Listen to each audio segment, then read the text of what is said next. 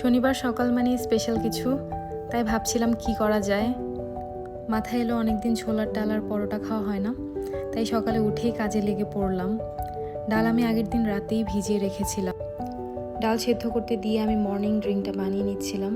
Basically সকালে আমরা soaked chia সিডের সাথে লেবুর রস খাই, এটা সারাদিন হাইড্রেশনের কাজ করে। তারপর চলে গেলাম রান্নায়, মশলাগুলো রেডি করে নিচ্ছিলাম। ফোড়নের জন্য আজকে আমি নিয়েছি জিরা, শুকনো মরিচ, কারি পাত্তা, এলাচ, দারুচিনি, তেজপাতা দিতে আমি ভুলে গিয়েছিলাম। যাই হোক, ওগুলো ভাজা হয়ে গেলে দিয়ে দিলাম পেঁয়াজ কুচি আর কাঁচা লঙ্কা। তারপর দিয়ে দিলাম ছেঁচে রাখা আদা রসুনের পেস্ট। ওগুলো ভেজে নিয়ে সব ধরনের গুঁড়ো মশলা দিয়ে দিলাম। তারপর জল দিয়ে ভালো করে কষিয়ে নিয়ে সেদ্ধ করা ডাল দিয়ে 6 থেকে 7 মিনিটের মতো রান্না করে নিব।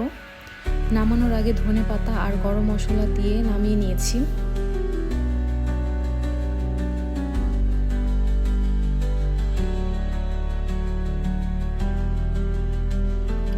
অন্যদিকে পরোটার জন্য ডো আমি আগেই বানিয়ে রেখেছিলাম।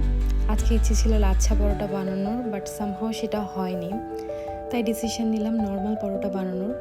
ওটাকে বেলে ভেজে ভালো করে প্লেটে তুলে নিয়েছি। অন্যদিকে একটা বাটিতে ডাল বেড়ে নিলাম। And finally my breakfast was ready.